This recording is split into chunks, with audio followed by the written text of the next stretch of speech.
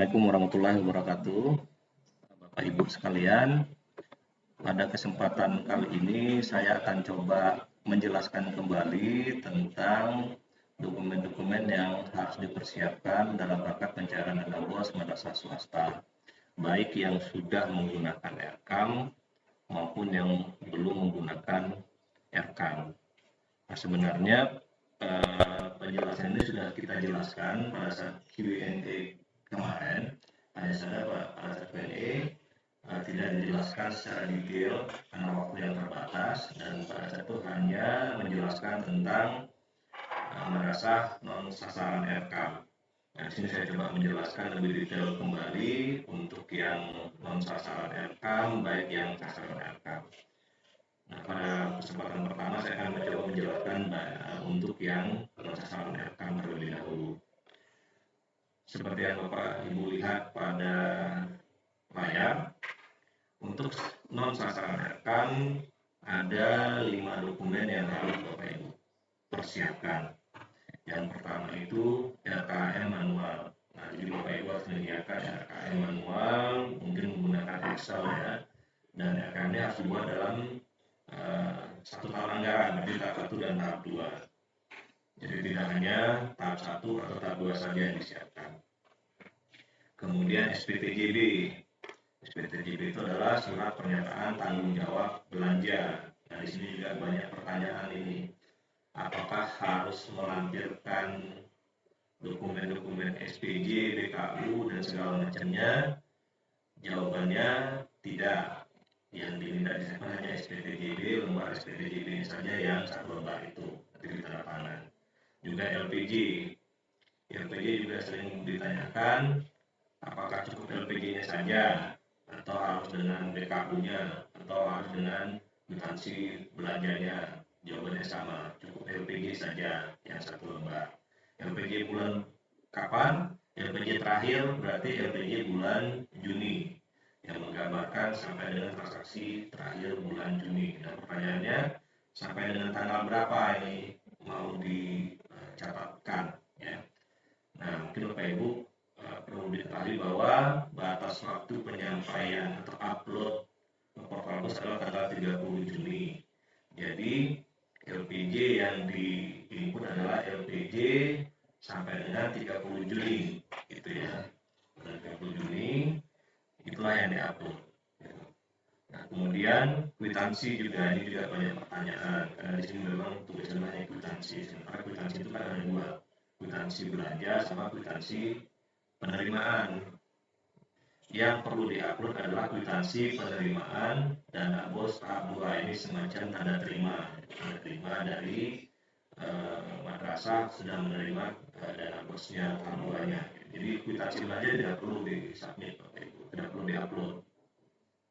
Selanjutnya yang harus di-upload adalah permohonan pencairan alokasi dana BOS tahap 2.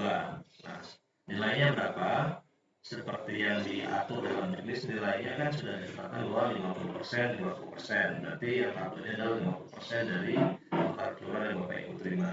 Nah, untuk mengetahui total yang sudah Bapak Ibu terima di mana, bisa dilihat di perjanjian kerjasama dana BOS-nya gitu ya. Bapak Ibu bisa lihat berapa totalnya, tahap 1 berapa, tahap 2 berapa. Harusnya tahap 1, tahap 2 sama dengan jumlah di tahap 1 gitu ya. Ini untuk yang non RKAM. Sementara untuk yang RKAM, nanti akan saya jelaskan pada video berikutnya. Yang pertama itu adalah integrasi RKAM dengan portal BOS Kemenag. Nah, ini pertanyaannya, apa yang harus dilakukan oleh madrasah yang menggunakan RKAM? Nah, menggunakan RKAM cukup menginput sampai dengan realisasi. Ya, realisasi terakhir bulan Juni itu tanggal berapa, gitu ya. Kemudian nanti akan otomatis dia data yang dibutuhkan untuk pencairan dana BOS tahap 2 akan otomatis diambil atau ditarik dari RKAM ke portal BOS. Ini akan muncul dan yang ditransfer berapa, kemudian yang direalisasikan berapa persen kan gitu. Kemudian yang berikutnya SPTJB sama kan dengan yang ini. Nanti saya akan jelaskan bagaimana mengambil data dari RKAM untuk dimasukkan ke dalam SPTJB. Kwitansi juga sama, kwitansi penerimaan dana bos tahap 2. Nanti juga akan saya tunjukkan aplikasinya seperti apa. Nomor 4 juga sama dengan yang nomor 5. Ini ya. Permohonan pencairan sejumlah alokasi dana bos tahap 2. Harusnya jumlahnya sama dengan yang tahap 1 karena alokasi itu kan 50% kalau bagi madrasah swasta. Nah, untuk lebih detail saya akan menjelaskan kembali tentang simulasi karena untuk mendapatkan angka SPTDB dan LPJ kita harus mulai dari BKU-nya gitu, dari transaksinya. Cuman BKU itu tidak perlu di-upload, hanya cukup Bapak Ibu lengkapi, persiapkan jika sewaktu-waktu nanti diminta oleh apakah oleh auditor, apakah oleh kabupaten kota, provinsi, atau mungkin oleh tim bos pusat. Jadi Bapak Ibu sudah siap, tinggal nanti diupload saja. Nah, untuk yang belum menggunakan Aircam, menggunakan BKU manual ya. Apakah yang masih mencatat di buku besar yang kemudian dibuat dengan format BKU atau menggunakan Excel, itu silahkan. Ya, gitu. Karena mungkin masih ada beberapa yang masih tulis tangan ya. Yang paling penting adalah bagaimana mencatatkan transaksi-transaksi ini. Ini juga kemarin sudah saya jelaskan di Q&A. Hanya saja pada penjelasan kali ini saya akan coba lebih perjelas tentang pajaknya, ya. Karena ini banyak juga pertanyaan tentang pajaknya. Gitu. Nanti coba akan saya jelaskan supaya benar-benar lebih clear. Nah ini kita mulai saja Bapak Ibu ya penjelasannya. Kapan sih harus memulai membukukan BKU tersebut? Nah karena seperti dengan namanya, BKU itu kan buku kas umum. Berarti mencatat semua mutasi kas yang diterima oleh bendahara di swasta. Nah, berarti pada saat kas diterima itu pada saat pertama kali kas masuknya kapan? Gitu. Kalau misalnya transfer dana bosnya terlambat, Januari, Februari, Maret sudah ada transaksi tapi bentuknya mungkin masih kasbon, masih utang, masih dana talangan, apakah sudah bisa dicatat di BKU? Jawabannya tidak, karena itu kan bukan kas yang resmi diterima oleh madrasah. Kan kalau kas resmi kan adalah kas yang berasal dari dana bos, bukan dari utang atau talangan atau kasbon, seperti itu ya. Nanti kita akan jelaskan kapan itu harus dicatat yang Januari, Februari, Maretnya. Jadi kita lihat satu-satu Bapak Ibu ya. Kalau kita lihat ke atas, ini nanti filenya akan saya kirim juga. Untuk buku kas umum Januari, Februari, Maret itu berarti kondisinya masih nihil karena belum ada kas yang diterima. Kalau kas yang diterima belum ada, berarti kan belum ada kas yang keluar. Jadi BKW ini kan basisnya kas, bukan basisnya utang atau kual gitu ya. Jadi basisnya adalah kas. Kalau sudah ada kasnya baru bisa ditransaksikan, bisa dibukukan. Jadi Januari nihil, Februari nihil, kemudian Maret juga nihil. Oke Bapak Ibu ya. Kapan mulai transaksi? Ada isi di BKU, yaitu pada saat pada tanggal Bapak Ibu menerima transfer dana bos tahap 1. Di sini saya simulasikan tanggal 15. Nah, penjelasan transaksinya misalnya seperti ini. Tanggal 15 madrasah menerima transfer dana bos tahap 1 sebesar 150 juta. Nah, kemudian ini sudah mulai bisa diinput di BKU. Tanggal 15. Nah, kemudian ada juga pertanyaan di Bapak Ibu, format BKU-nya yang seperti apa yang harus kami gunakan, Pak? Formatnya silakan Bapak Ibu gunakan dengan format yang biasa Bapak Ibu gunakan. Kolom-kolomnya juga, gitu ya. Ada yang menggunakan misalnya yang format T, kiri dan kanan. Kiri kanan itu penerimaan di sebelah kiri, ada kolom tanggal, nomor bukti, uraian, penerimaan. Kemudian sebelah kanan pengeluaran, ada kolom tanggal, nomor bukti, uraian, pengeluaran, baru kolom saldo. Nah, ada juga yang kolom-kolomnya tidak sama persis dengan BKU yang saya perlihatkan ini. Ya, itu juga nggak apa-apa. Yang paling penting itu adalah ada kolom tanggal ini, kemudian ada kolom nomor bukti. Nomor bukti ini sebenarnya untuk memudahkan Bapak Ibu tracing nanti ke dokumennya, ke SPJ-nya yang mana gitu. Untuk pengkodeannya silahkan. Nanti saya akan jelaskan kenapa saya pakai kode DM, ada BK, ada TM, ada TK ya. Itu untuk menunjukkan posisi kasnya. Yang kemudian juga harus ada kolom uraian, kolom penerimaan, kolom pengeluaran atau kredit, kemudian kolom saldo. Nah, itu yang paling utama Bapak Ibu. Kemudian yang menyertai BKU adalah buku pembantu. Buku pembantu yang paling utama itu adalah buku pembantu bank. Jadi kas itu kan ada di posisinya ada di mana? Apakah kas itu ada di bank atau kas itu ada di tunai? Jadi dua tipe kas yang dikelola oleh Bendahara kan dua Bapak Ibu. Yang di bank sama yang Bapak Ibu pegang tunai gitu ya. Jadi kas di bank sama kas tunai. Kalau bahasa akuntansinya cash in bank sama cash on hand gitu ya. Nah, itu yang perlu Bapak Ibu perhatikan. Di sini saya sudah bikinkan nih, kalau Bapak Ibu geser ke kanan ada buku pembantu bank. Kapan itu mulai di sini nanti kita lihat. Kemudian ada buku pembantu kas tunai. Kemudian kalau terkait dengan transaksi pajak ada buku pembantu pajak. Tujuannya apa? Untuk melihat kapan Bapak Ibu melakukan pemotongan pajak, kapan harus setornya, kapan Bapak Ibu setor. Jadi itu kan kelihatan di sini, gitu ya. Nanti kita lihat transaksi nanti juga saya akan jelaskan tentang perpajakannya supaya lebih detail. Nah, kita mulai masuk per transaksi ya.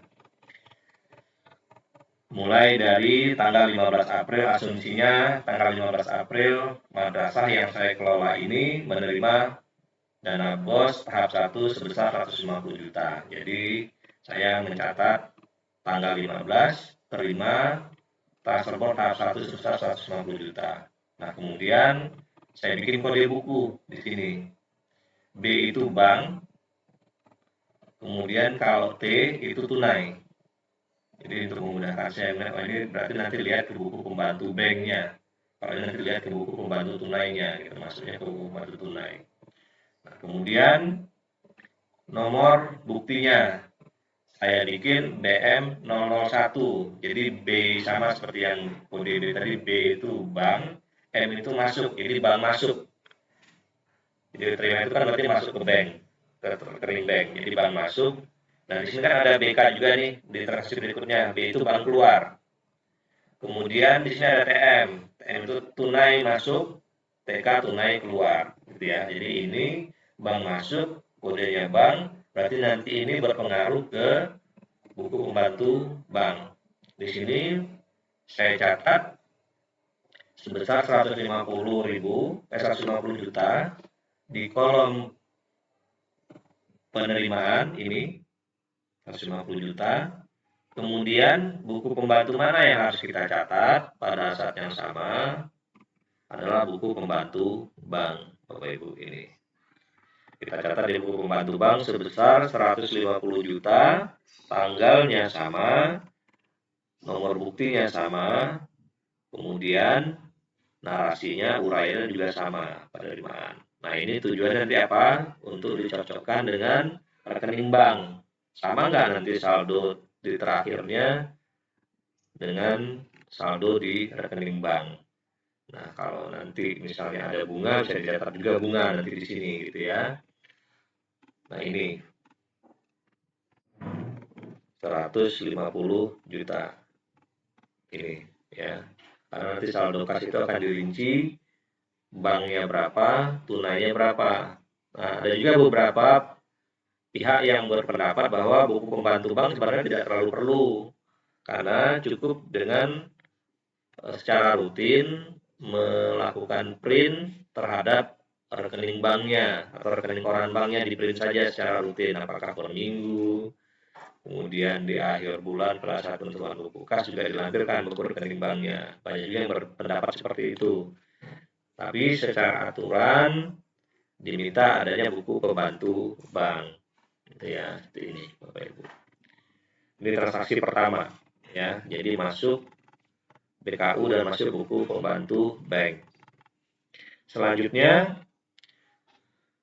besoknya tanggal 16 madrasah melakukan penarikan tunai. Nah, kalau penarikan tunai itu kalau belum dibelanjakan itu kan sama kayak pindah kantong, gitu ya, dari kantong kanan ke kantong kiri, gitu misalnya. Tapi total uang yang dimiliki madrasah belum berkurang, itu hanya pindah kantong. Nah, kalau dia pindah kantong berarti ada kantong yang berkurang, ada kantong yang bertambah kan gitu. Nah, contohnya seperti ini. Jadi kalau kita tarik tunai berarti di rekening bank kan berkurang Bapak Ibu. Makanya di sini kan ditulis BK. BK 001 berarti bank keluar sebesar 16 juta. Kemudian kantong lainnya kan bertambah. Kantong lain itu yang kas tunai sebesar 16 juta. Makanya dicatatnya langsung 2 transaksi ini.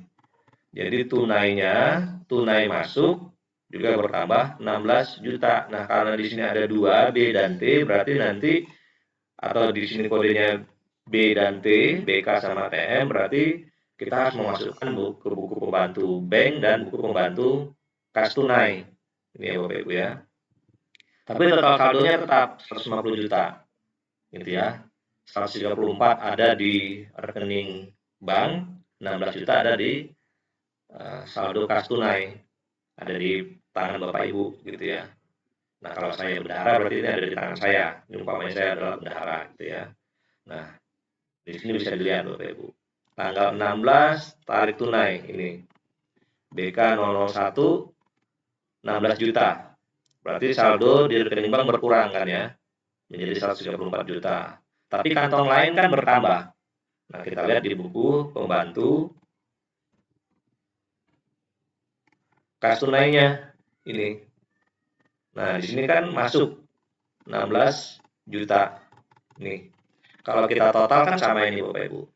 16 ditambah 134 totalnya masih 150 juta. Jadi uang Bapak Ibu belum berkurang. Nah, pertanyaannya kenapa harus dicatat di BKU, Pak? Nah, banyak juga yang nanya gitu. Harus pindah buku ini harus dicatat supaya ini tadi kelihatan Bapak Ibu mutasi uang Bapak Ibu itu apakah ke internal atau sudah masih di internal atau sudah ke eksternal. Jadi semua mutasi kas itu harus dicatat di BKU. Namanya buku kas umum. Jadi kan umum secara keseluruhan. General harus dicatat. Apakah yang pindah kantong internal atau yang ke eksternal. Kalau di internal berarti saldonya tidak berkurang seperti ini. Ya. Boleh juga dicatat dalam satu baris begini, silakan nggak apa-apa. Nah, kalau dicatat dalam satu baris kan dia saldonya ini 150 juta. Itu ya. Kalau di aplikasi dicatatnya satu baris begini Bapak Ibu. Nah, cuma saya bikinnya 2 baris untuk memudahkan Bapak Ibu melihat bukti nomor buktinya. Gitu ya. Ini Bapak Ibu ya. Kemudian ada ketentuan bahwa saldo kas itu saldo kas tunai ini saldo hariannya minimal adalah 10 juta. Nah, ini kan ditarik 16 juta. Berarti yang 6 jutanya minimal sudah harus dibelanjakan pada hari itu juga. Nah, ada juga pertanyaan, bagaimana Pak kalau misalnya tarik tunainya antri di banknya lama sehingga tidak sempat lagi harus bayar. Itu masih bisa Bapak Ibu toleransi, mungkin 1 kali 24 jam masih bisa saldo masih diberikan penjelasan saja bahwa dari tanahnya ditarik sudah kesorean, tidak sempat lagi untuk dibayar-bayar sehingga besoknya baru dibayar-bayar gitu ya. Atau mungkin kalau hari Jumat, nah hari Sabtunya baru Bapak Ibu melakukan pembayaran gitu ya. Kalau tokonya buka di hari Sabtu atau Minggu. Kalau tidak ya Senin dibayarnya, nanti harus dijelaskan ya justifikasinya. Nah, bagaimana dengan madrasah-madrasah yang daerahnya jauh.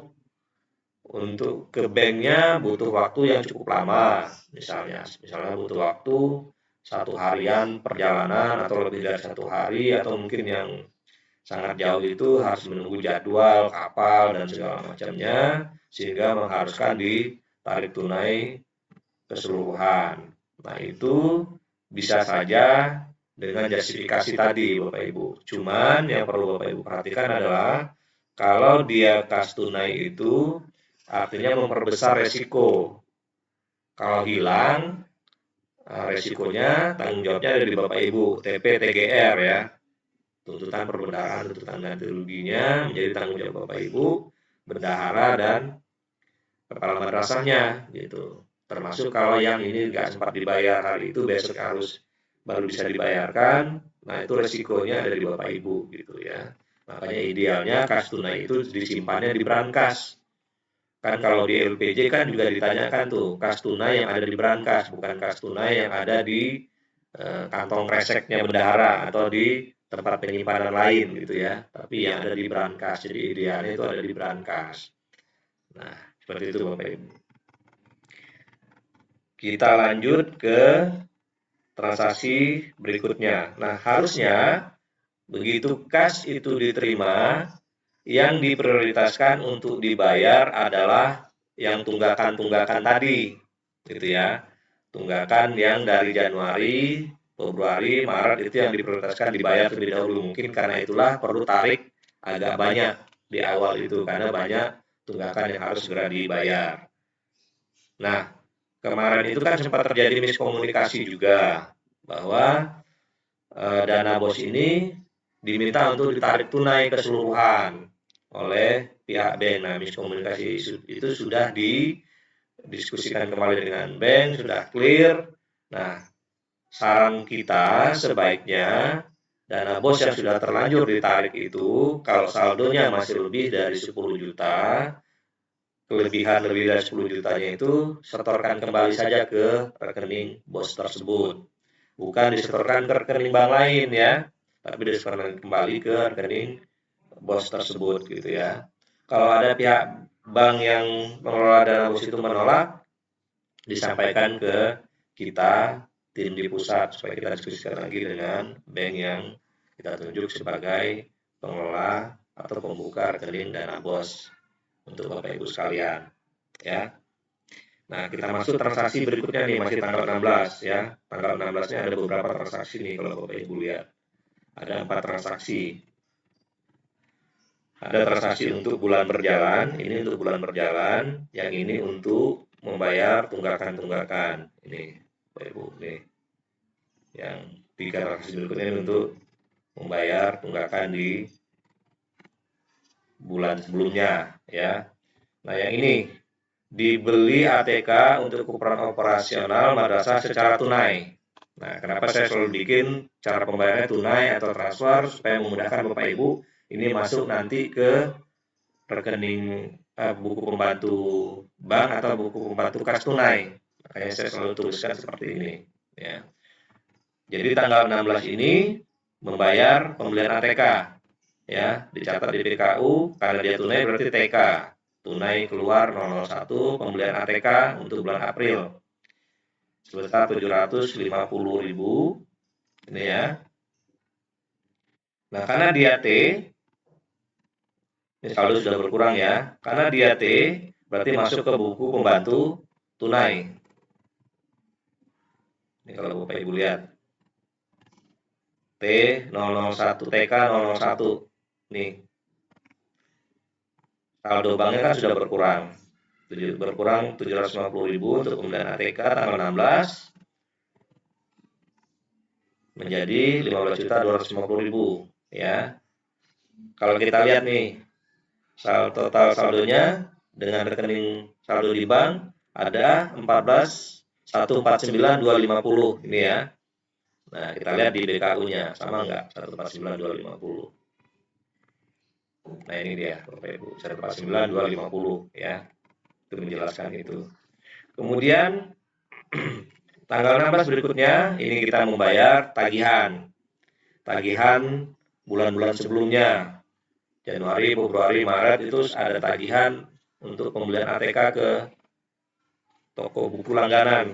Ya, mungkin karena ada langganan jadi bisa lah kasbon ke toko buku tersebut, atau mungkin dengan koperasi di madrasah bisa Bapak Ibu kasbon dulu gitu ya. Tunggu nanti kalau uangnya cair baru dibayarkan.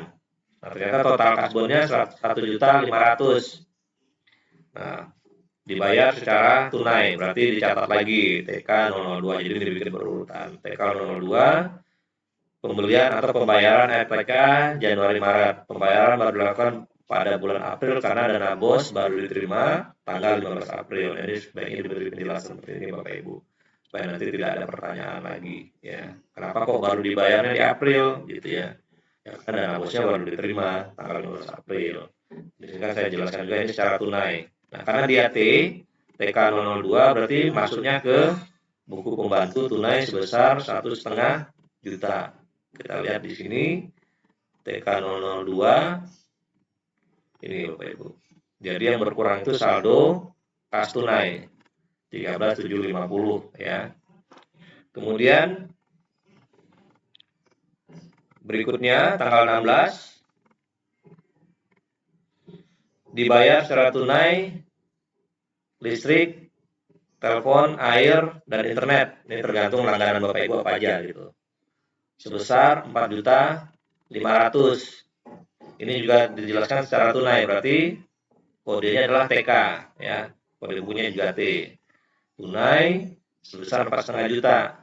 Saldo BKU-nya berkurang, saldo buku pembantu tunainya juga berkurang, TK 003. Ini sisanya tinggal 9.250 ya, berarti sudah di bawah 10 juta. Berarti sudah oke ini Bapak Ibu dari sisi saldo ya.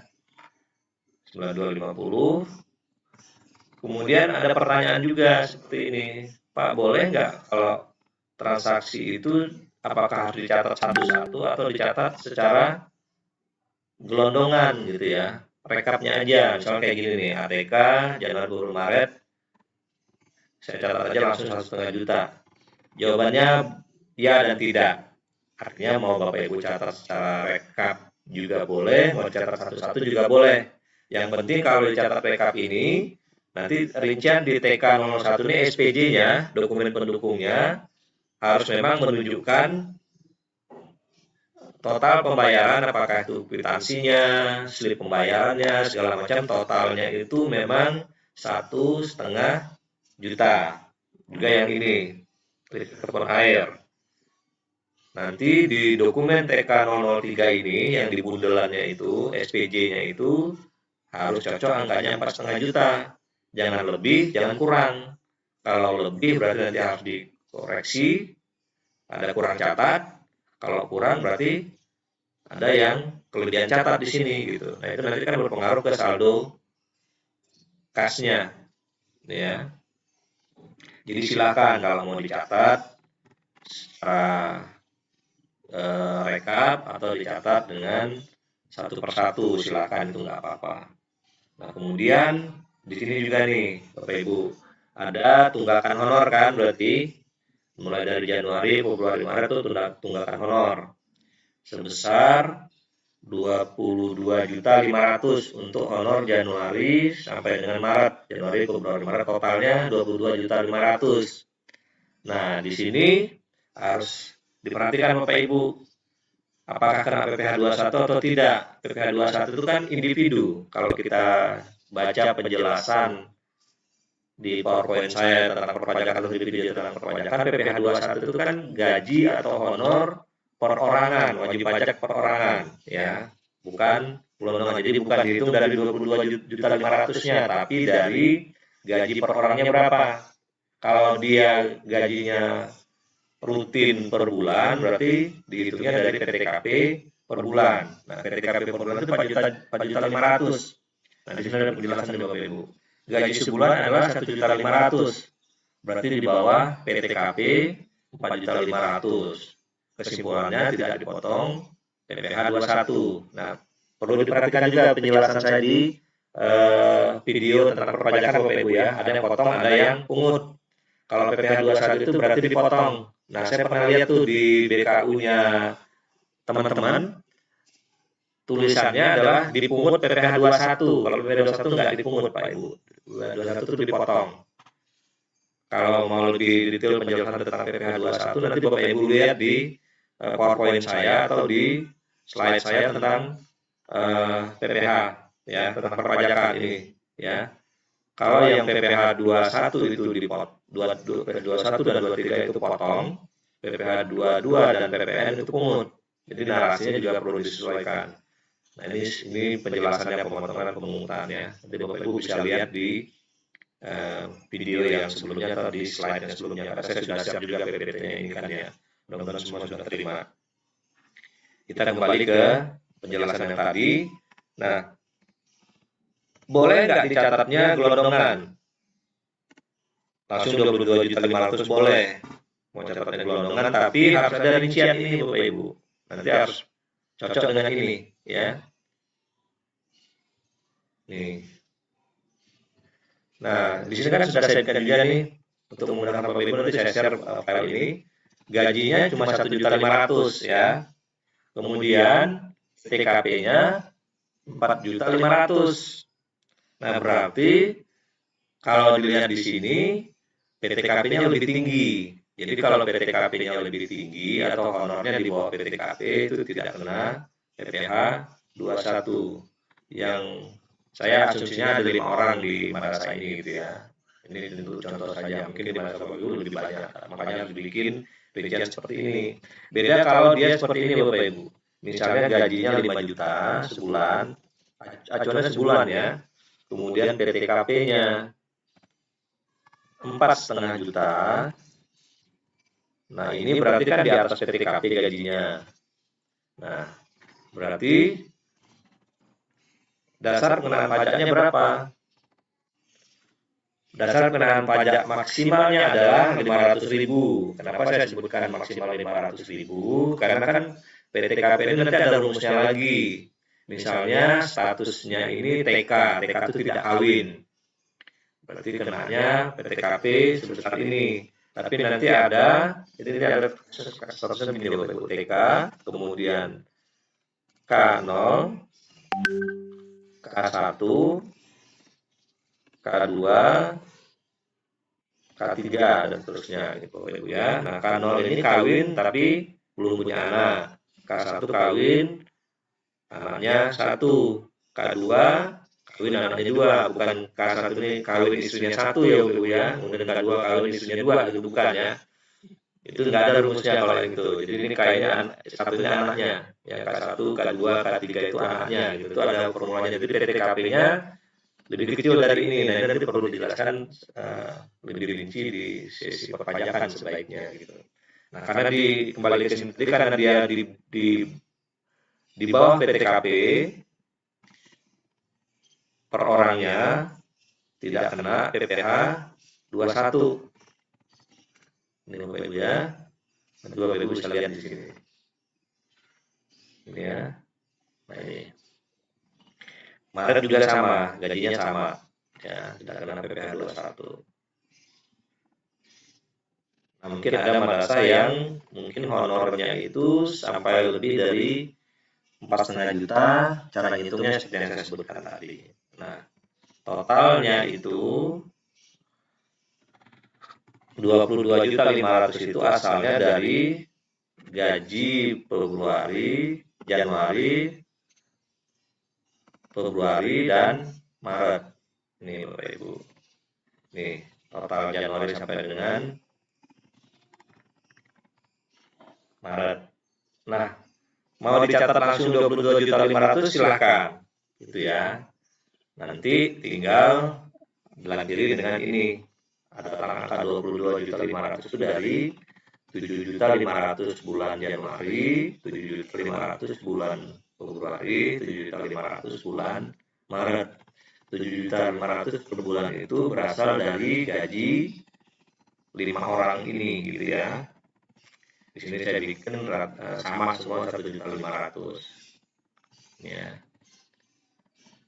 Di bawah PTKP tidak kena PPh 21. Nah, kalau untuk yang 2021 itu juga perlu diperhatikan Bapak Ibu, PMK nomor 9 2021 terkait dengan insentif pajak yang ditanggung oleh pemerintah.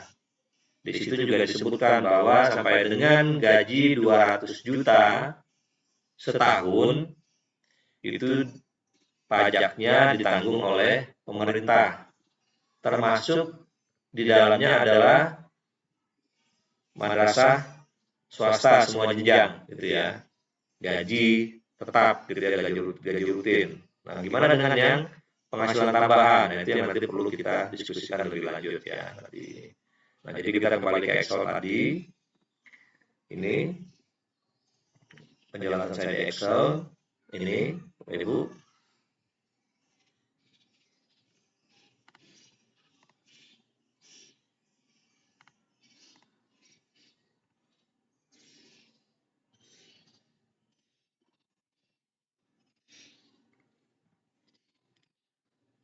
Ini contoh LPG nanti kalau sudah jadi ya. Sebentar, kita buka filenya dulu. Excelnya.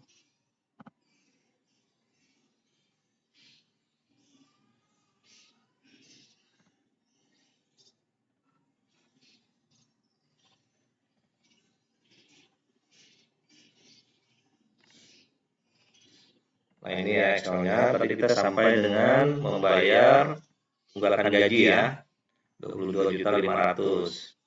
Jadi silahkan kalau mau dicatatnya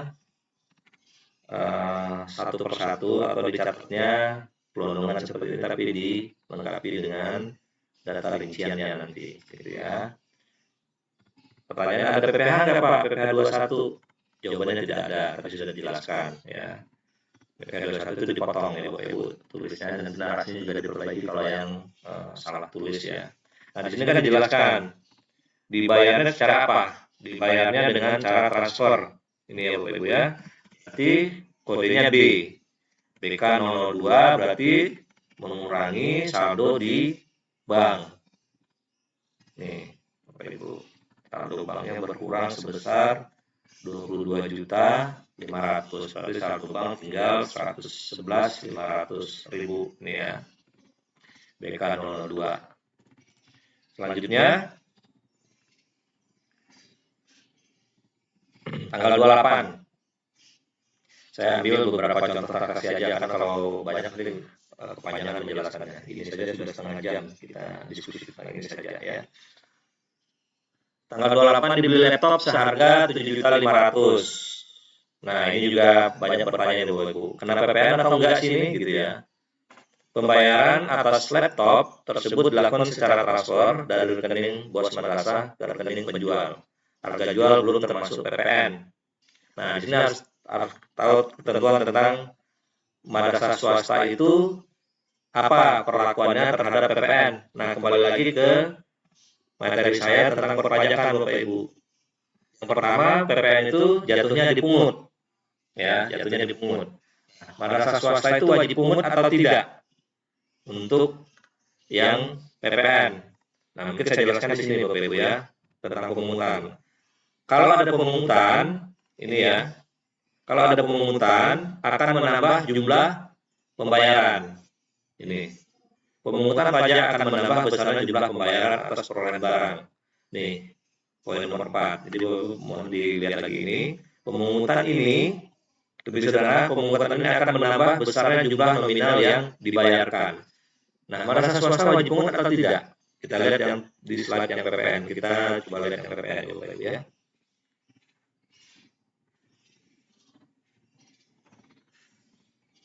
PPN itu ada di slide ini, mulai dari slide 21 ya. Ini penjelasannya Bapak Ibu. Untuk bendahara sekolah swasta, lembaga pendidikan swasta, pesantren yang diberikan dana bos oleh Kementerian Pendidikan Nasional tidak wajib memungut PPN. Ini juga jangan bertanya ini. Berarti kalau itu yang dari Kementerian Agama tetap pungut PPN dong gitu. Perlakuannya sama Pak Ibu. Madrasah atau sekolah swasta yang mendapatkan dana bos tidak wajib memungut PPN. Nah, kalau tidak wajib dipungut berarti bagaimana dengan harganya? Kembali ke yang sini tadi. gitu ya.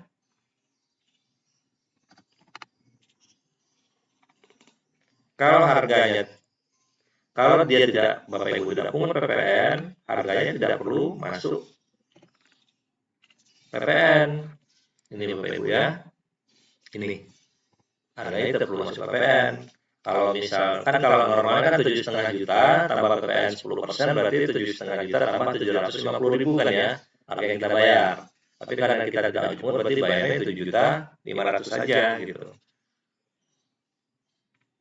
Kalau yang madrasah negeri dia wajib pungut, tapi lihat nanti penjualnya apakah PKP atau bukan. PKP itu pengusaha kena pajak.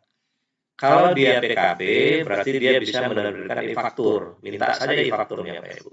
Kalau dia tidak bisa menerbitkan e-faktur, berarti dia bukan PKP, Bapak Ibu. Yang madrasah swasta negeri pun tidak perlu pungut PPN-nya. Kalau dia tidak bisa menerbitkan e-faktur. Karena dasar Bapak Ibu mengungut PPN-nya adalah angka yang tertera di e-faktur, bukan faktur pajak yang ditulis tangan. Ya, kalau untuk PPN sekarang faktur pajaknya adalah yang resmi dicetak dari sistem perpajakannya, gitu ya, bukan yang diketik manual lagi, gitu ya.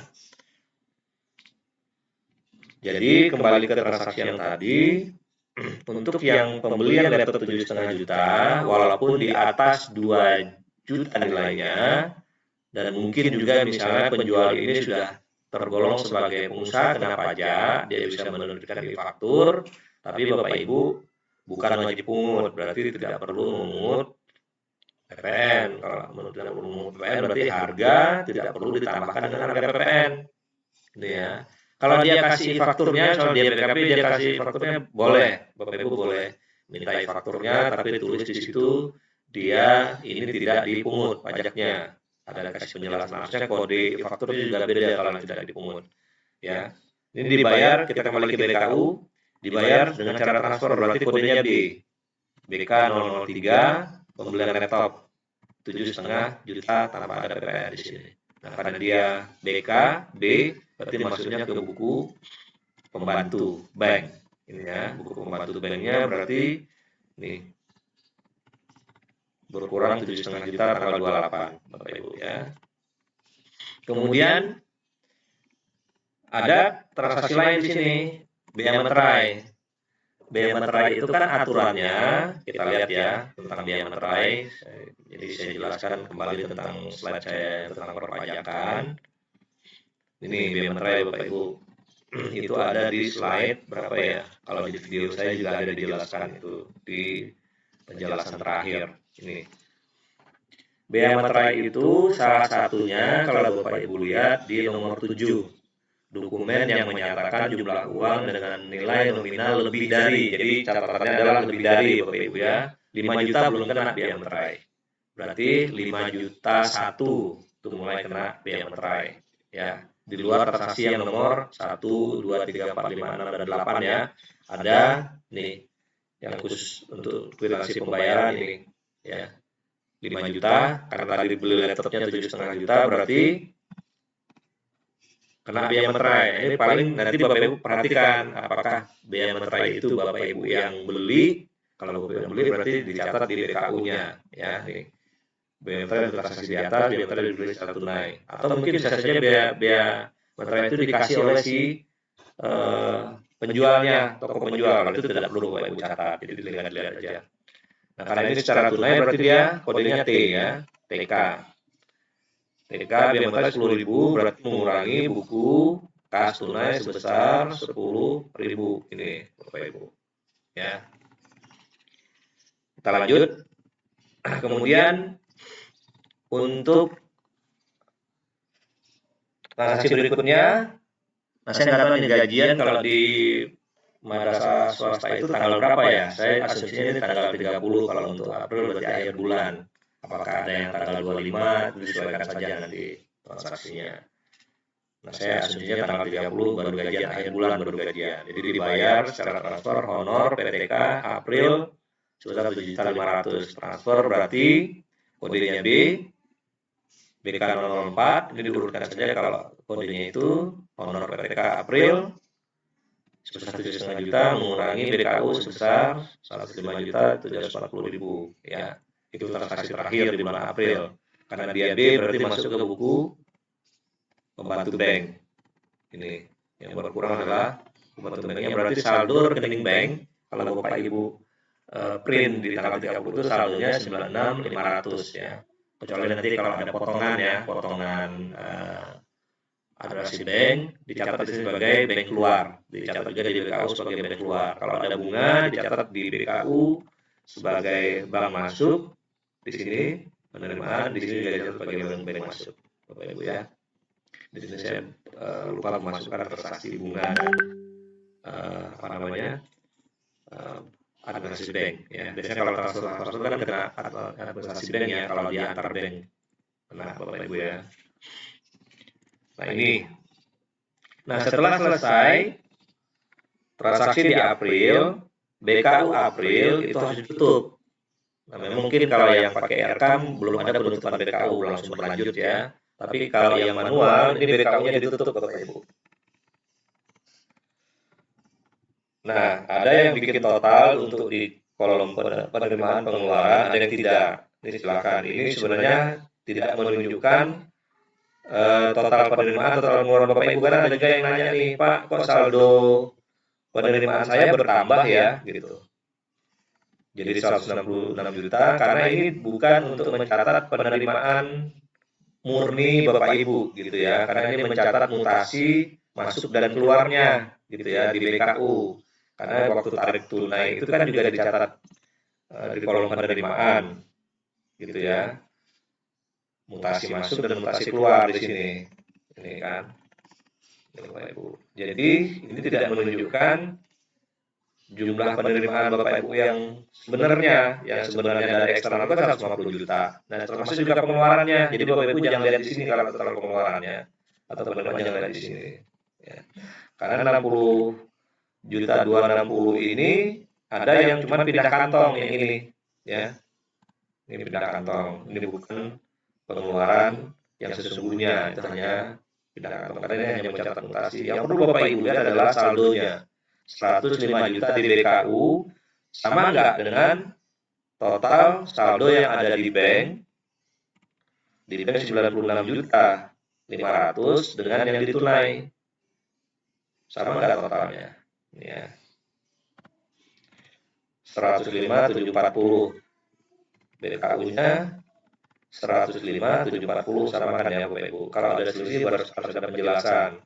Kemudian juga bertanya, Pak, kami kalau ada nilainya tuh sampai dengan rupiah terkecil, gitu ya, misalnya 105.740 555 rupiah, itu gimana Pak caranya? Kan fisik uang kan nggak ada yang sampai dengan pecahan 5 rupiah. Setelah dapat total ini,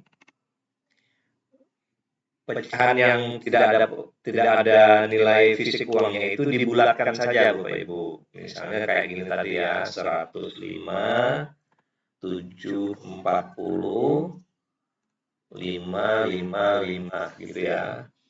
Nah, ini Bapak Ibu bisa bulatkan 105 740 ribu untuk di fisik uangnya. Ada selisih sebesar ini ya, sekitar 555 rupiah. Pecahan 500 kan masih ada, tapi yang 50 itu enggak ada. Itu nanti dikasih penjelasan di sini Bapak Ibu.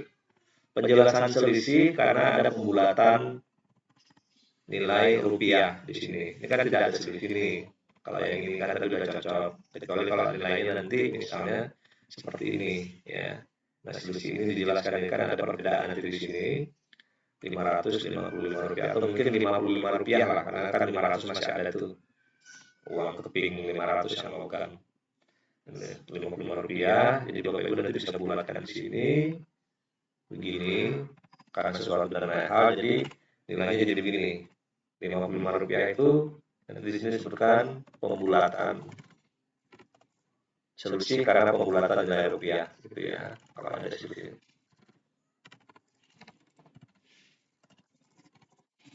Seperti ini.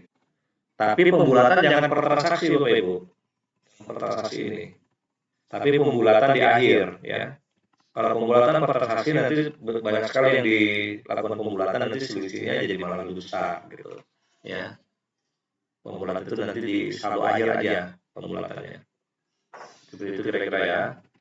Nah, selesai April, kita lanjut ke yang Mei. Ini sudah hampir 1 jam nih.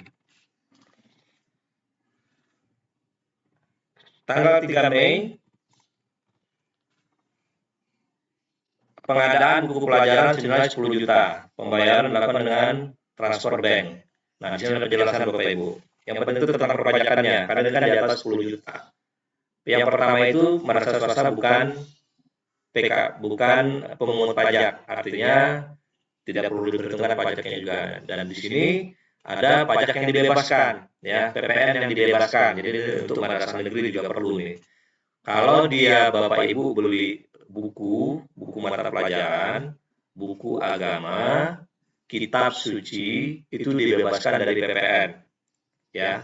Jadi mau negeri mau swasta kalau ada transaksi ini harganya tidak perlu ditambahkan dengan PPN. Kan kalau ditambah PPN kan jadi 11 juta ini, Bapak Ibu.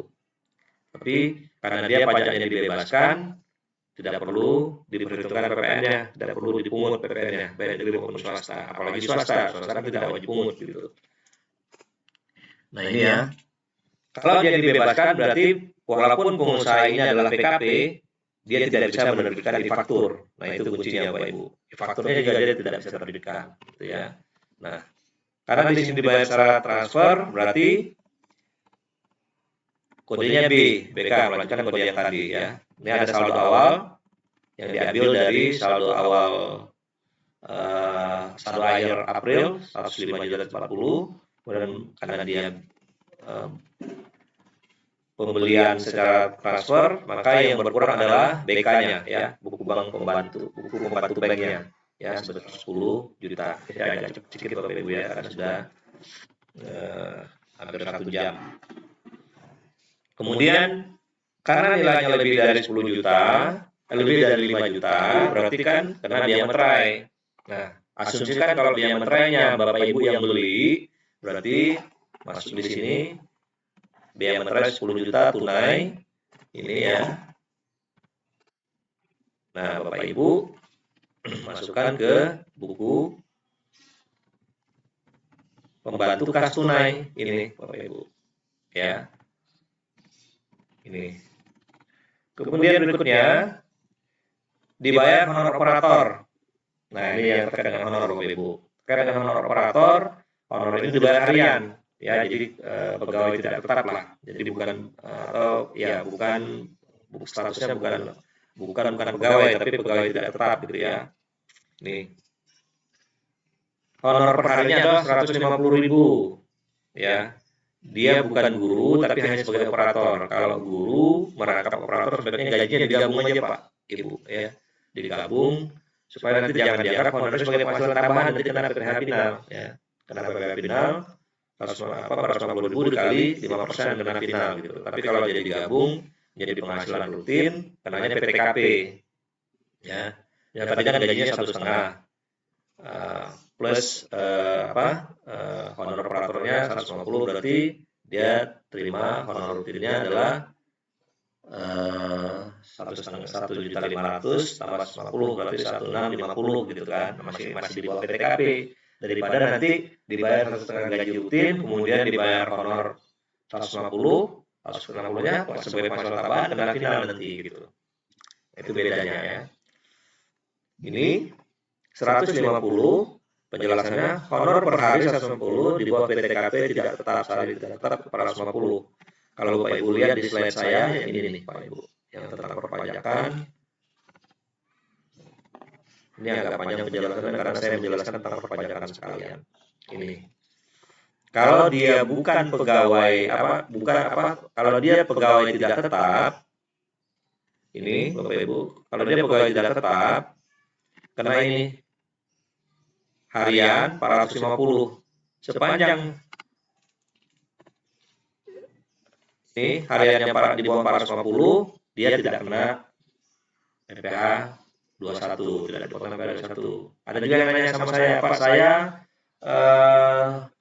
memperbaiki atau membuat membuat kursi meja, mengupah tukang. Jadi bahan dibeli, upah tukang. Nah, upah tukangnya kena PPh 21 enggak, Pak? Ibu lihat di sini ya. Nih, pegawai tidak tetap atau harian lepas nih. Buruh harian, buruh mingguan, tukang batu, tukang kayu dan segala macamnya, dia kenanya di sini aturannya ya. Sepanjang upah hariannya di bawah 450 ribu, dia tidak kena PPh 21, tidak dipotong PPh 21. Nah, nanti sudah mulai dibiasakan nih bahasanya Bapak Ibu ya. PPh 21 tidak dipotong, bukan dipungut. Jadi dipotong, dipungut beda. Jadi PPh 21 dipotong PPh 21. Kalau tidak dipotong, jadi istilahnya jadi sudah mulai dirapikan ya. Ini. Nah, jadi hati-hati dalam memformulasi penghasilan itu Bapak Ibu. Kalau dia pegawai yang terima penghasilan rutin teratur, walaupun statusnya adalah GB PNS, dijadikan satu saja. Misalnya dia merangkap sebagai guru, sebagai honor, sebagai BP dan macam-macam, bendahara bos. Nah, itu digabung aja jadi satu, jangan dipisah. Kalau nanti dipisah, ada penghasilan GBPNS rutinnya, kemudian ditambah honor bendahara bosnya atau honor operatornya, yang lain itu nanti kena Pak Ibu, kena PPh final nih, yang ini Bapak Ibu. Ini, karena nanti PPh final jatuhnya, ya. Apalagi kalau nanti operator dianggap outsourcing, kenanya di sini nih 50% dari penghasilan brutonya gitu ya. Itu Bapak Ibu harus hati-hatinya di situ ya. Kalau panitia atau peserta kegiatan, kenanya di mana? Kenanya nanti di honornya dikali dengan tarif pajak 5%. Itu kalau yang peserta atau panitia kegiatan. Ya. Kalau narasumber kenanya di sini, yang bukan ASN.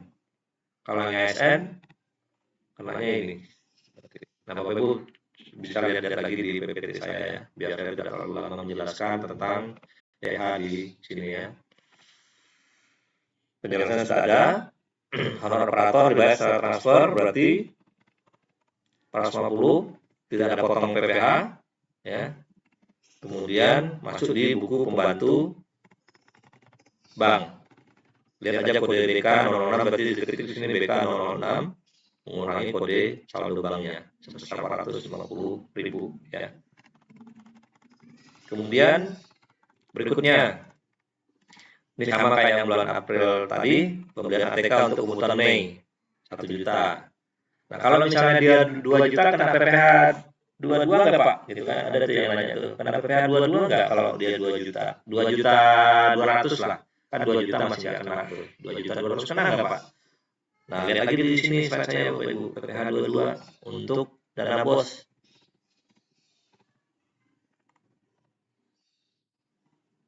Ya, PPh 22, Bapak Ibu lihat kuncinya aja gitu ya. PPh 22 ini kalau yang mengenakan selain dana bos ya. Jadi ini Bapak Ibu lihat di yang terakhir. Pembelian barang sehubungan dengan pengguna bos dikecualikan dari PPh 22. Jadi Bapak Ibu tidak perlu pungut. Nah, PPh 22 aturannya juga tentang pemungutan ya. PPh 22 tidak perlu dipungut. Jadi sudah mulai lebih simpel kan untuk pajak yang swasta apalagi. PPh 22 dana bos tidak pungut. Berarti jangan diperhitungkan. PPN madrasah swasta bukan wajib pungut. Berarti harga tidak perlu masuk PPN gitu ya. Kalau Bapak Ibu mau lihat lebih simpelnya, lihat nanti di slide saya ini.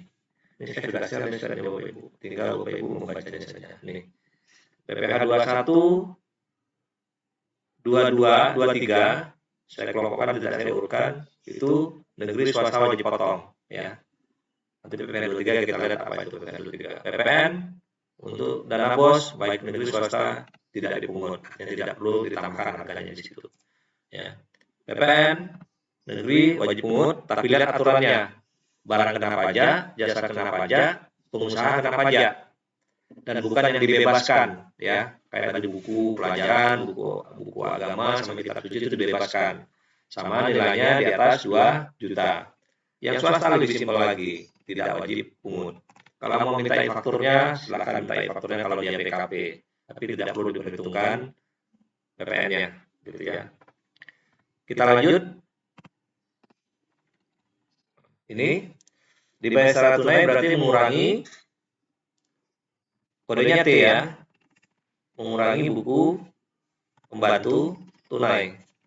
Ini T berapa tadi? T006 ya. Ini 1 juta. Saldo BKU-nya berkurang. Ini belum ada tarik tunai lagi Bapak Ibu karena masih ada saldonya gitu ya. Berikutnya dibayar tunai listrik bulan Mei. 90.000. Ini sama ya semua tanggal 15, 16, 17. Ini dibayar tunai semua ya. 17 ini tunai semua. Ini catatnya sama T07, T08, T09, T010 sama. Ya. Mengurangi BKU dan mengurangi buku kas tunainya. Ini T07, 08 mana T ya? Ini T07, 08, 09 sama 010 nih. Ya. Saldo tunainya tinggal 62.30 ya ini Bapak Ibu. Saya agak cepat dikit karena udah 1 jam lebih. Kemudian tanggal 18 ada bayar untuk narasumber Bapak Ibu untuk kegiatan pelatihan penyusunan RPP ya, penyusunan RPP bayar 1250. Nah, di sini kan ada pembayaran honor untuk yang non ASN. Nah, lihat di sini Pak Ibu. Ini PPh 21, jadi bahasanya adalah potong PPh 21 narasumber untuk pelatihan penyusunan RPP. Tarifnya berapa? 50% dari nilai yang dibayarkan dikali tarif pajaknya 5%, jadi 31.250, 31.250. Walaupun nilainya mungkin kalau menurut kita tidak terlalu besar, tapi ini adalah kewajiban perpajakan Bapak Ibu. Tetap harus dipotong, karena kalau nanti dijumlahkan yang tidak kita potong, ternyata cukup banyak kan nanti agak repot juga kita membayarkannya gitu ya. Ini ya. Dari sini. Nah, di sini ada yang bertanya nih, Pak, potong pajak kok nambah penerimaan? Karena gini Pak Ibu, waktu kita catat honor tanggal 18 ini, itu kan kita bayar nilai grossnya, nilai brutonya, sebesar 1250. Kemudian kita potong. Potong itu kan artinya sebesar 31.250 kan kita ambil uangnya, yang kita bayarkan ke yang menerima kan hanya sebesar 1218.750. Itu yang kita bayarkan ke si penerima honor. Yang ini kan kita potong kan. Nah, pada saat kita potong itu kan uangnya masuk ke kita lagi. Kasnya kan kita ambil lagi. Nah, itu asumsinya itu makanya dia karena kasnya masuk lagi, makanya di sini B masuk karena dia dibayarnya secara transfer. Ibu bayar kan tidak 1.250, bayarnya tidak 1.250, tapi bayarnya 1.218 tadi kan ya. Ini masuk lagi ke rekening kita, makanya ini masuk lagi ke BKU sebagai penerimaan, bukan kita maksudnya terima dari mana-mana. Itu asumsinya uang kasnya kan kita masukkan lagi, karena kita catatkan di sini gross, ya. Kemudian ini penghitungannya tanggal 18 ini karena dia transfer, maka masuknya ke BK berapa ini? 007, berarti ini BK 007 Bapak Ibu. Honor. Kemudian potongnya juga masuk ke kolom penerimaan ya, yang saya jelaskan tadi. Nah, keluarnya kapan? Keluarnya pada saat kita setor. Jadi jangan lupa Bapak Ibu, setelah kita potong disetorkan. Penyetoran itu paling lambat kalau untuk PPh 21 adalah tanggal 10 bulan berikutnya. Jadi kalau kembali ke slide saya, bisa dilihat di slide 27 yang tentang perpajakan. Ya, ini PPh 21 itu batas akhir pembayaran tanggal 10 bulan berikutnya. kan harus ada batas akhir laporan juga nih, tanggal 20 bulan berikutnya. Misalnya tanggal 10 kita udah bayar ternyata masih ada yang belum kita setorkan, kita lupa nih, kita bayarkan. Sampai di sini batas akhir tanggal 20 kita setorkan, itu belum kena denda bagi kekurangan. Tapi kalau tanggal 20 kita belum setorkan kekurangannya, itu kita kena denda nanti ya. Nih, kita balik lagi ke yang tadi. Mohon maaf nih waktunya agak panjang, tapi mudah-mudahan bisa lebih detail penjelasannya. Ini. Nah, ini Bapak Ibu mungkin sebagai pemungut atau pemotong pajak yang baik, sebelum tanggal 10 sudah Bapak Ibu setorkan ya. Mekanisme penyetoran nanti bisa dilihat Bapak Ibu di website perpajakan, bisa disetor secara tunai, bisa disetor lewat bank, transfer bank Bapak Ibu. Kalau uangnya di bank lebih bagus lewat transfer bank, lebih aman gitu ya. Bapak Ibu tinggal datang ke bank, tinggal nanti dilihat penyetoran secara transfernya pakai nomor rekening yang mana gitu. Ini disetorkan. Nah, uang yang kita potong tadi kita setor sebesar 31250. Apakah disetor satu per satu, Pak? Apakah bisa digabung dengan penyetoran pajak yang lain? Jawabannya bisa. Kalau Ibu misalnya ada pemotongan honor yang lain, digabung saja sebelum tanggal 10 bulan berikutnya. Yang jelas, kalau pemotongan bulan Mei, paling lambat tanggal 10 Juni, bulan berikutnya sudah harus disetor. Nah, karena ini perpajakan, jadi dia juga selain masuk ke buku pembantu bank, karena dibayar secara transfer, di buku pembantu banknya ini tadi Bapak Ibu ya. Ini berarti pada saat potong, pada saat setor, keluar uangnya. Berarti nilai sebesar ini sudah tercatat seluruhnya di sini. Ini. Ya. Kan harusnya kan 91030 kalau satu dibayar 1250, tapi kan kita potong. Jadi ini bayarnya kan cuma net. Jadi masuk lagi nih sebesar 31250-nya, jadi nilainya jadi 9161250 bertambah sebesar ini. Pada saat kita setor kan berkurang lagi uangnya. Jadi sama dengan ini, Bapak Ibu. Nah, di buku banknya sama ini. Waktu kita potong, uangnya berkurang, uangnya nambah lagi. Ini sudah 31250, pada waktu kita setor berkurang lagi. Jadi sama kembali seperti ini. Ini ya. Ini. Kemudian karena ini terkait dengan bank, berarti terkait dengan pajak, berarti masuk ke buku pembantu pajak. Di-scroll lagi ke kanan Bapak Ibu, geser lagi ke kanan. Ini saya kasih contoh satu ya. Karena untuk swasta pajaknya kan nggak banyak, hanya 21 sama 23. 23 juga lihat. 23 itu adalah untuk jasa atau sewa dengan badan usaha, bukan perorangan Bapak Ibu ya. Kalau 23 itu, kalau Bapak Ibu misalnya ambil jasa atau sewa ke perorangan, misalnya untuk konsumsi kegiatan latihan, beli nasi kotak snacknya ke usaha perorangan, bukan badan usaha tetap, itu berarti bukan usaha catering. Ya, lihat dulu dia. Kalau dia perorangan, ibu-ibu rumah tangga, bapak ibu beli di ibu rumah tangga itu, dia bukan badan usaha, bukan usaha catering, nggak kena PPh 23-nya. Jangan dipotong PPh 23-nya, kasihan dia hasil perorangan, bapak ibu potong lagi gitu. Jadi lihat dulu kriteria pada 23 itu harus kuncinya badan usaha. Nah, UD bisa nggak? UD itu usaha perorangan atau bukan? Kalau UD itu usaha perorangan berarti nggak masuk kriteria badan usaha. Gitu. Badan usaha itu kan harus lebih dari satu, definisinya lebih dari satu orang. Itu ya Bapak Ibu ya.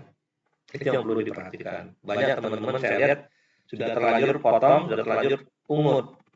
PPh 21, 23 sudah potong, PPh 22 dan PPh-nya sudah terlanjur pungut dan sudah disetorkan.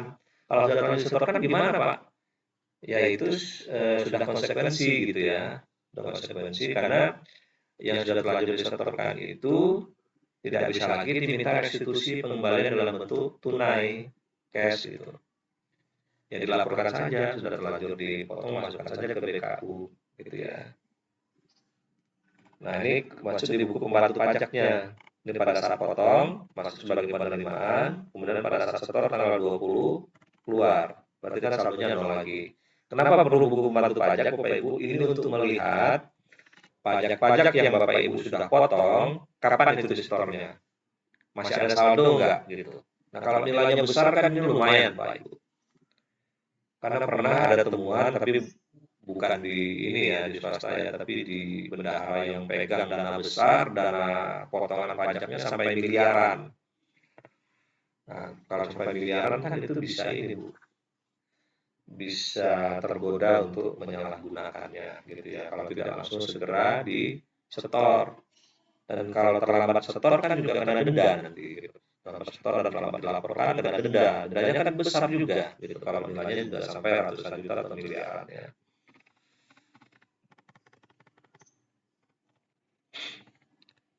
Kemudian untuk transaksi terakhirnya, ini narasumber tadi sudah ya Bapak Ibu ya, sudah saya jelaskan ya. Kemudian terakhir tanggal 31 Mei sama kayak yang sebelum-sebelumnya bayar honor rutin. Jadi kata kuncinya rutin. Kalau rutin itu per bulan, orang per bulan. Kalau yang tidak rutin berarti orang per kegiatan gitu ya. Nah itu dasar pengenaan pajaknya beda. Karena ini orang per bulan, karena PTKP 4,5 juta. Karena di bawah 4,5 juta berarti tidak dipotong PPh 21. Jadi yang dibayarkan hanya gajinya saja gitu ya.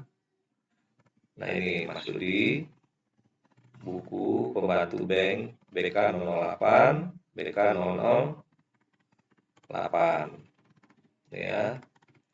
Saldo BKU akhir bulan Mei 83.530. Ini berarti ini ditutup nih Bapak Ibu. Ini ditutup. Ini juga yang buku pembantunya, kalau barisnya masih banyak diberi silang begini ya, garis silang ini, yang ini tujuannya itu tandanya ditutup, tidak ada lagi bisa menginput narasi di situ dan ditutup di sini ya. Nah, 83750 ini posisinya 77300 ada di bank, kemudian 62330-nya ada di tunai ya.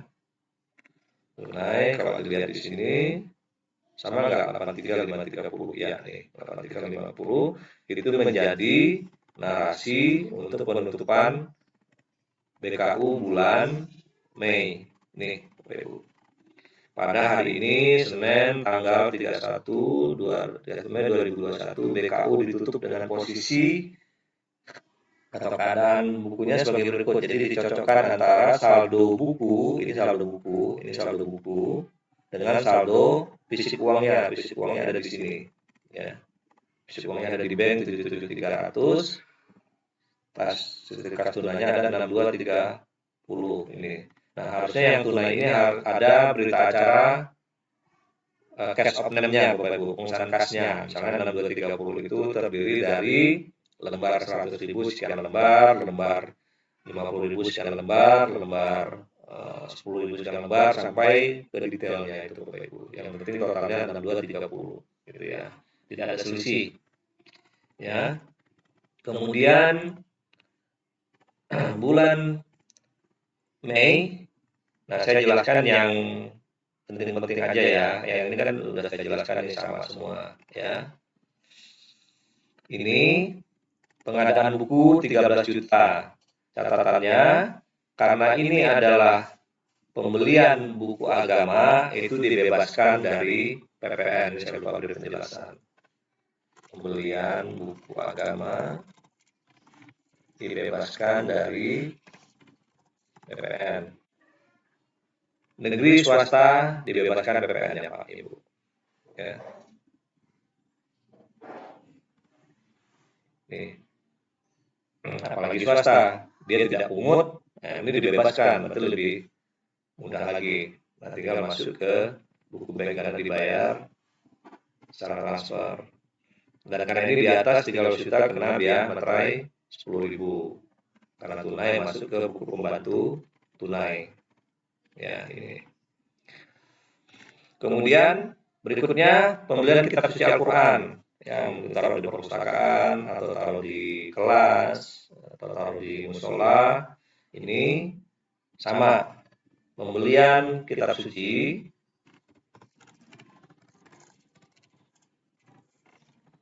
tidak dibebaskan dari PPN atau tidak dikenakan PPN. Bapak Ibu. Jadi mau negeri mau swasta sama perlakuannya. Jangan diperhitungkan PPN-nya dari situ, gitu ya. Yang kena cuman biaya materai 10.000 kalau Bapak Ibu yang nyiapin biaya materainya. Kalau penjual yang nyiapkan kita nggak usah perlu catat ya. Ini sama. Karena bayar transfer berarti BK, kemudian ini keluarnya di buku pembantu bank ya. Lanjut. Ini ATK sama ya.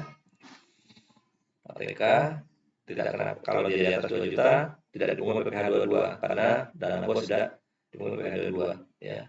Kemudian ini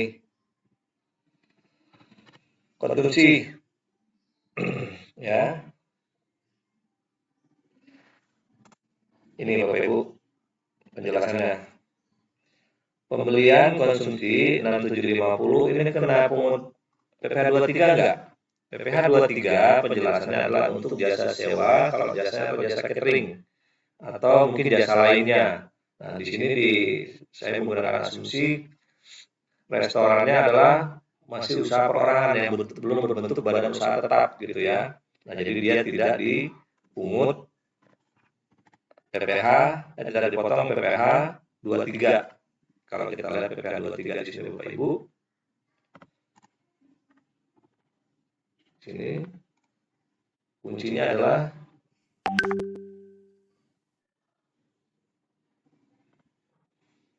nih. Ya.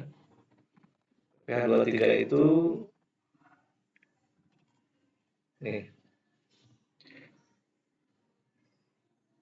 Kaitannya dengan usaha ya Bapak Ibu ya. Usaha sewa sama jasa. Ini dia usahanya, harus yang berbadan usaha.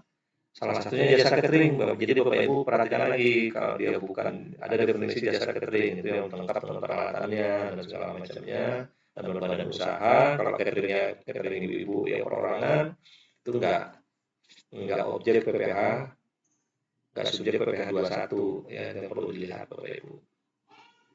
Nah, yang sering jadi permasalahan itu kalau dia masuk definisi jasa lainnya. Jadi jasa lainnya itu yang bisa jadi perdebatan jasa lainnya itu. Nah, ini yang harus hati-hati. Sepanjang dia jasa yang diperoleh dari badan usaha tetap bisa masuk ke sini. Jasa lainnya yang membebani APBN atau APBD. Dana bos itu kan APBD berasal dari APBN ya. Nah, masuk jasa lainnya. Tapi kunci yang berikutnya adalah diperolehnya dari badan usaha atau bukan. Kalau perorangan berarti tidak kena, walaupun dia masuk definisi jasa lainnya, gitu ya. Silakan ditanyakan kalau sudah videonya. Ini